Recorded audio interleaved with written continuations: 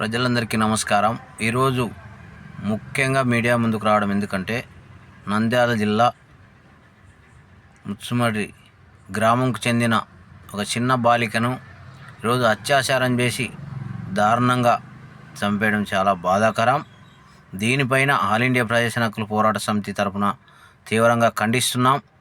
ఆ నిందితులను, ఆ దుండగులను వెంటనే శిక్షించాలి, తక్షణమే చర్యలు తీసుకోవాలి. దీనికి సంబంధించిన అధికారులు కావచ్చు, పోలీసు వారు కావచ్చు, మరి ఎమ్మెల్యే కావచ్చు, ఎంపీ కావచ్చు, ఈరోజు డిప్యూటీ సీఎం పవన్ కళ్యాణ్ గారు కావచ్చు, సీఎం చంద్రబాబు గారు కావచ్చు, ఎక్కడ చూసినా ఈరోజు చిన్నపిల్లల పైన ఈరోజు ఎక్కడ చూసినా అత్యాచారాలు చేస్తూ ఉన్నారు.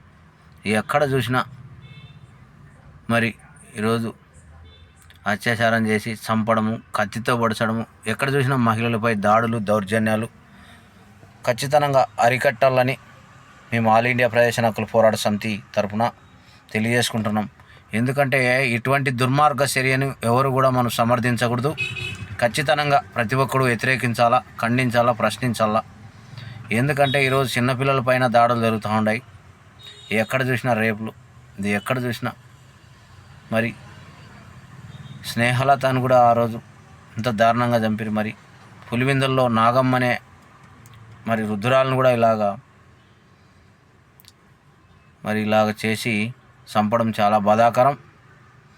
మరి గుంటూరు దగ్గర కూడా ఒక సంఘటన జరిగింది. నడి రోడ్లో కత్తితో పొడిస్తే కూడా ఈరోజు అడిగేవారు లేరు. ఇది చాలా దుర్మార్గం.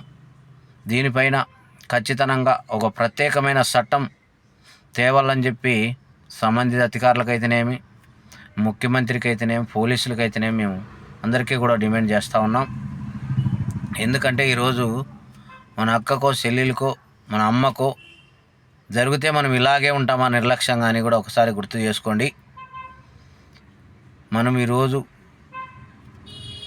గత ప్రభుత్వంలో, వైఎస్ఆర్ ప్రభుత్వంలో దిశ చట్టం తెచ్చారు. దిశ పోలీస్ స్టేషన్లు ఉన్నాయి. ఈరోజు మరి ఎక్కడ చూసినా మహిళలపైన దాడులు, దౌర్జన్యాలు, చిన్నపిల్లలపైన, పెద్దవారిపైన అంతలక్క కూడా జరుగుతూ ఉన్నాయి రాష్ట్ర వ్యాప్తంగా. ఈరోజు ఇలాగ దాడులు జరుగుతున్నాయంటే మరి చూస్తూ ఉన్నారు. ఎందుకంటే మన పాపకి ఏమేమి జరగలే కదా, పేదవాళ్ళకు మాత్రమే ఎక్కడెక్కడ అడుగున అన్యాయం జరుగుతూ ఉంది. పేదవాళ్ళపైనే దాడులు, దౌర్జన్యాలు, ఉన్న వాళ్ళపైన ఎక్కడ కూడా దాడులు, దౌర్జన్యాలు జరగలే. మన దేశవ్యాప్తంగా 31 రాష్ట్రం ఉంది.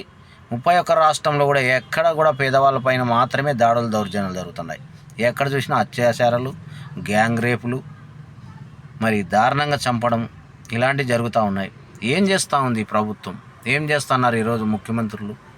ప్రధానమంత్రి ఏం చేస్తున్నాడు? రాష్ట్రపతి ఏం చేస్తున్నాడు? దీనిపైన చర్యలు తీసుకునే ఒక బాధ్యత మీకు లేదా అని చెప్పి ఆల్ ఇండియా ప్రజా హక్కుల పోరాట సమితి తరఫున మేము డిమాండ్ చేస్తూ ఉన్నాం. ఖచ్చితంగా రాబోయే రోజుల్లో ఇవన్నీ దాడులకు కానీ గల్లీ నుండి ఢిల్లీ దాకా కూడా మేము ఉద్యమించడానికి కూడా సిద్ధంగా ఉన్నాం. దీనికోసం ప్రత్యేకంగా మేము మరి ధర్నా చేసేదానికి కూడా సిద్ధంగా ఉన్నాం.